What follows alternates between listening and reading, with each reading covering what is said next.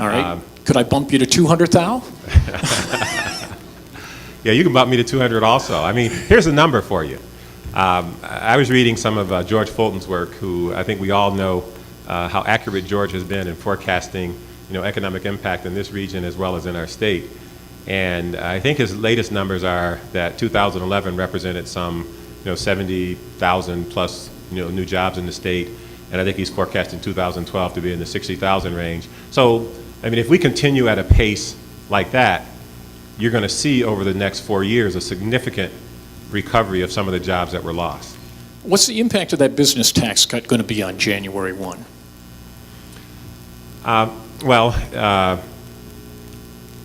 We know that some 100,000 businesses will no longer be subject to the Michigan business tax. We're trying to combine that with the tools that I described in our economic gardening toolkit to really begin the process of helping businesses grow so that they can start to have that next $100,000, $150,000, $200,000 of sales, which will then translate into one additional job, and just continue that process across the 150,000 plus businesses we have here in our state. So it's a process, in a single action that's been taken, like changing the business tax structure by itself is not enough. We've got to have these other tools in place that I described earlier. We've got to have the export assistance. We've got to have the business-to-business connections. We've got to have the talent connection. And so a big part of the heavy lifting that we're doing behind the scenes that's not obvious is building out that toolkit that will allow businesses to begin to grow in our state, in addition to the reduction that they've had in the business tax. The business tax probably sends a message more than anything else that we intend to be a business-friendly state.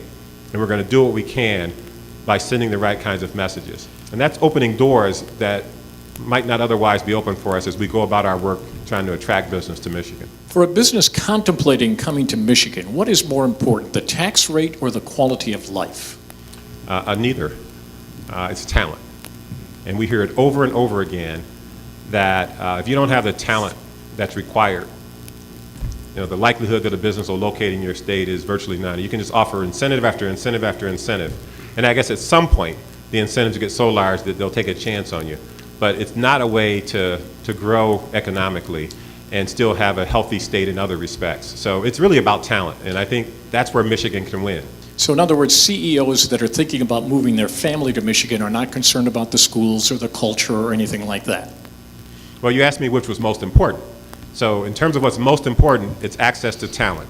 Talent wants to be where quality of living is great, where schools are great. I mean, so those other things are critical, but if you have the talent here, it's implied that this quality of living is probably there as well. And that's why we spend so much of our effort trying to focus on talent being the driver for business location. But the point is, the tax rate is lower on the list. It's certainly not the number one issue that we hear. If you looked at the rhetoric in Lansing, tax cuts are at the top of the list, but they aren't with corporate folks, are they? You just admitted it. Well, I don't know the rhetoric. I can tell you that it was the decision to fix the broken tax system that we have in our state was extremely good, and to fix our budget problems that we had. Those things were important to us in terms of our ability to effectively sell this state as a stable, desirable place for businesses to be. If we hadn't have done that, I think it's a much more difficult sell than what we have right now. The fact that we did it doesn't change the fact that talent is still the most important factor for business in terms of their location decisions. Why didn't you like the Hollywood tax credit? I think we have to step back and take a look at the impact that the film tax credit had versus all the other things that we do. And this is data that wasn't produced by us. It was produced by some consultants who worked for the film industry. The net cost of the film tax credit, so we give a dollar out as it was really a direct subsidy, not a credit, because for the most part, these businesses didn't owe any taxes, therefore there wasn't a credit to get. But when we give that dollar out, we get back about 28 cents through various taxing jurisdictions that we have in our state. With other tax credit programs we have, like say the MEGA, we give $1 out, we get about $2.30 back in tax revenue to the state and local taxing jurisdictions. And that's data that we capture very carefully as a part of our review. So other tax credit programs that we have actually create a net revenue stream to the state of Michigan, whereas the film tax credit represented a net loss of tax revenue to the state. But here's, with all due respect, the problem with data is that you can find data to support anything. The other side said, you're just dead wrong. We actually got $6 back on every dollar. No, that's not correct. That's not what their data showed. This is not a debate of the facts. I mean, they are not disputing what I'm saying. What they're saying is that they're describing economic impact. In other words, for every dollar in tax incentives that they received, they're saying there was $6 of economic impact. That means that someone was spending more, but that doesn't necessarily mean that the state is better off. And so when you look at it, using the ROI analysis that we use, for every dollar spent, 28 cents came back to the state. So the economic other factor that it was irrelevant to you, is that what you're saying? Well, we have choices in terms of where we want to spend our money, right? We have $125 million between film incentives and other incentives. 25 million of that, by the way, is for the film incentives. 100 million is for everything and everything, all other types of businesses that we will incentivize this year. So you think about it, Michigan, in terms of our film incentive, it's an extremely small sliver of our total economic resources. All other industries obviously make up the majority. We have 25 million, which represents about 25% or 20% of the total incentives we have available going to one sector. From my vantage point, with a budget of $125 million of tax credits, with 20% of it going to a sector that really does not generate the kind of economic impact on our state that the balance of it does, it's an easy decision for me. What retention of talent, what are you guys doing about that? Oh gosh, we got a lot of fun stuff going on. I think most people in the room probably know Amy Sell. She's an Ann Arbor native and helped us launch all of our talent programs when I was at Ann Arbor Spark.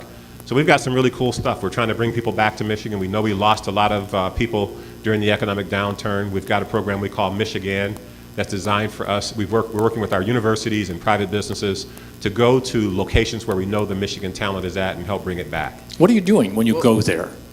Well, we go there with businesses. Companies like GE and Barracuda Networks and Google, they're going on these road trips with us, meeting with Michiganders, our university students who decided to travel, move away, and others. And they're going there with jobs in hand, saying, we want you back. We've got jobs for you right now. We want you to come back to Michigan. That's one of the programs.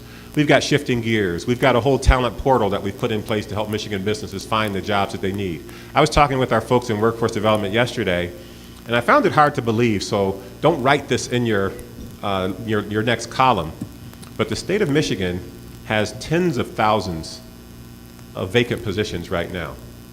Tens of thousands. And yet we have this, ever-increasing, challenge to get more jobs in our state.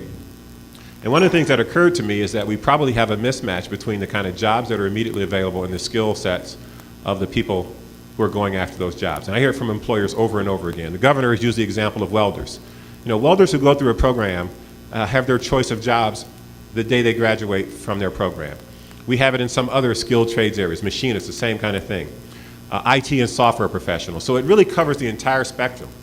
What we have is a mismatch sometimes with the education and training of the people that we're coming across. And it's requiring us to go outside the state to really try to recruit some of the talent back. So we've got programs like Shifting Gears is another one, where we're really trying to get people to think about their next career, not the one that they were displaced from, and trying to direct them into some of these new program areas where we see huge opportunity.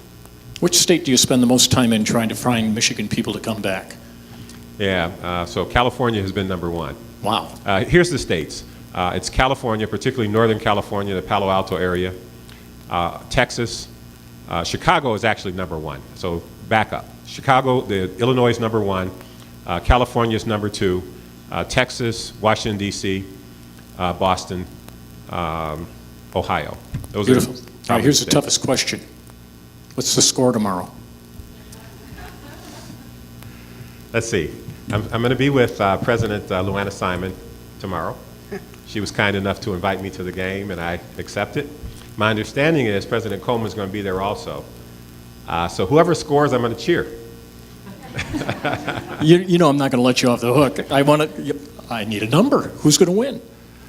I really don't have, I won't state my preference. That's probably the best way to put it. Because you're afraid of alienating somebody in this audience? No, actually, I'm a fan of both schools. I really am. And, I think that, what the new coach, Coach Hoke has done here at the University of Michigan is just phenomenal. And it's the kind of, lift of our spirit that we needed here in this region, in this state. But I also admire all the great work that Coach D'Antonio has been doing at Michigan State. And he's really turned around a program that has struggled year after year, and now they're one of the upper echelon schools. And so I won't state my preference, but I'm a fan of both. Have you ever considered a career in politics?